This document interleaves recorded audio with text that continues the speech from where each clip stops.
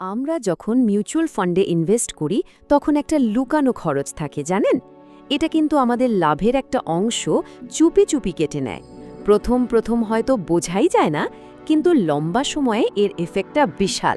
চলুন আজ এই লুকানো খরচের রহস্যটা একটু খোলাসা করা যাক। আচ্ছা, একটা ব্যাপার ভাবুন তো।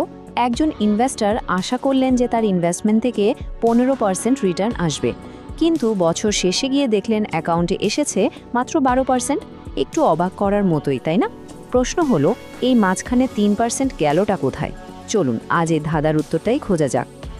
এই যে রিটার্ন কমে গেল, এর পেছনে আছে এক সাইলেন্ট কিলার বা নীরব ঘাতক। নামটা শুনতে একটু ফিল্মি লাগলেও ইনভেস্টমেন্টের দুনিয়ায় এর কাজটা ঠিক ওরকমই। এটা একদম নিঃশব্দে, অলক্ষ্যে একজন ইনভেস্টরের সম্পদ একটু একটু করে কমিয়ে দেয়। এই যে সাইলেন্ট কিলার, এর আসল নাম হলো এক্সপেন্স রেশিও।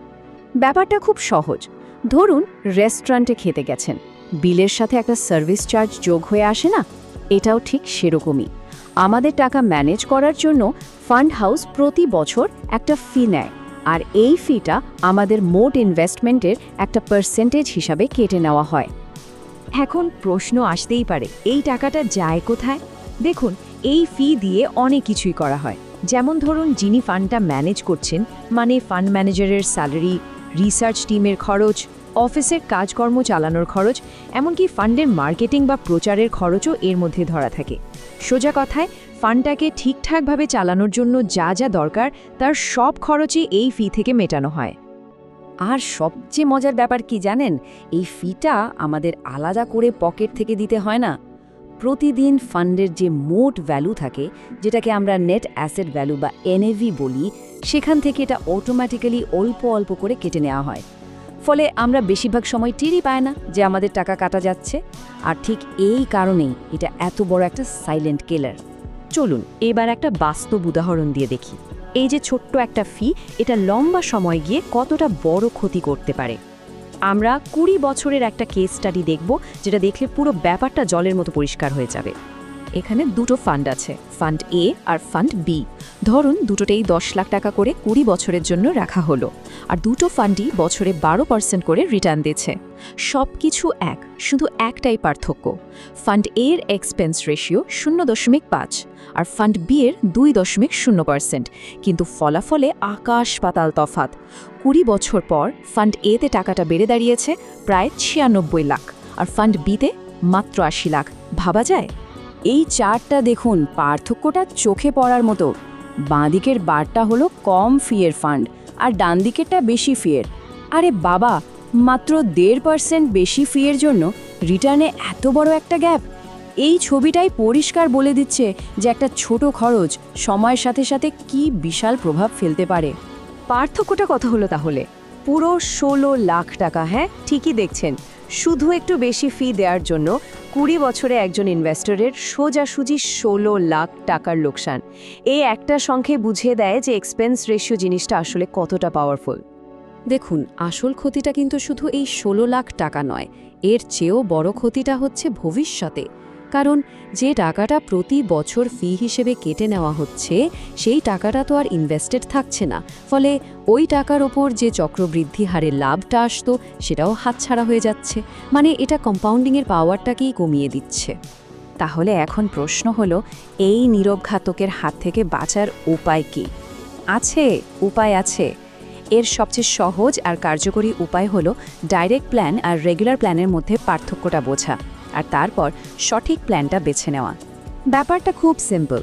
রেগুলার প্ল্যান কেনা হয় কোনো এজেন্ট বা ডিস্ট্রিবিউটরের মাধ্যমে, তাই এর এক্সপেন্স রেশিওর মধ্যে ওই এজেন্টের কমিশনটাও যোগ করা থাকে, ফলে খরচটা বেশি হয়। অন্যদিকে ডাইরেক্ট প্ল্যান সরাসরি ফান্ড হাউসের থেকে কেনা হয়। এখানে কোনো মিডলম্যান নেই, তাই কোনো কমিশনও নেই, আর সে কারণেই এর এক্সপেন্স রেশিও সবসময় কম হয়। আর খরচ কম মানেই তো লম্বা সময়ে বেশি রিটার্নের সম্ভাবনা। বেশ, তাহলে কি সবচেয়ে কম খরচের ফান্ডটাই সবসময় সেরা? না, ঠিক তা নয়। একজন স্মার্ট ইনভেস্টরকে সবসময় খরচ আর ফান্ডের পারফরমেন্স, এই দুটোর মধ্যে একটা ব্যালেন্স খুঁজে বের করতে হয়। বিভিন্ন ধরনের ফান্ডের জন্য খরচের একটা সাধারণ মাপকাঠি আছে। যেমন ইন্ডেক্স ফান্ডের খরচ খুবই কম হয়, সাধারণত 0.5%-এর নিচে। আবার ধরুন লার্জ ক্যাপ ফান্ডের জন্য 0.5 থেকে 1% পর্যন্ত ঠিকঠাক।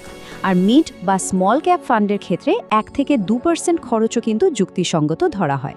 এই বেঞ্চমার্কগুলো মাথায় রাখলে ফান্ড বেছে নিতে খুব সুবিধা হয়। কিন্তু সবচেয়ে জরুরি কথাটা হলো শুধু কম খরচ দেখেই ঝাঁপিয়ে পড়লে চলবে না। দেখতে হবে ফান্ডের পুরনো রেকর্ড কেমন, মানে ফান্ডের হিস্টোরিক্যাল পারফরমেন্স, রিটার্নের কনসিস্টেন্সি, এই সব কিছু খতিয়ে দেখা দরকার। কারণ অনেক সময় দেখা যায় একটা ফান্ডের ফি হয়তো সামান্য বেশি, কিন্তু তার রিটার্ন এতটাই ভালো যে শেষ পর্যন্ত ওটাই বেশি লাভজনক হয়। তাহলে পুরো আলোচনাটা শোনার পর ফাইনালি একজন ইনভেস্টরের কোন কোন বিষয়গুলো মাথায় রাখা উচিত, চলুন একটা সহজ চেকলিস্ট দেখে নেওয়া যাক। এটা সঠিক সিদ্ধান্ত নিতে দারুণভাবে সাহায্য করবে। 1 নম্বর, চেষ্টা করতে হবে সবসময় ডাইরেক্ট প্ল্যান বেছে নেওয়ার। 2, একই ক্যাটাগরির বিভিন্ন ফান্ডের এক্সপেন্স রেশিও পাশাপাশি রেখে তুলনা করতে হবে।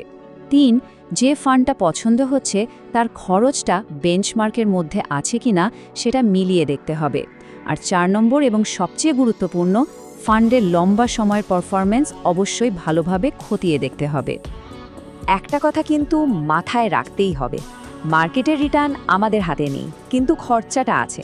আর খরচাটাকে যদি কন্ট্রোলে রাখা যায় তাহলে কিন্তু লাভটা নিজে থেকেই বাড়তে শুরু করে। তো এবার ভাবার পালা, আমাদের বিনিয়োগগুলোও কি এই সাইলেন্ট কিলারের শিকার হচ্ছে না তো?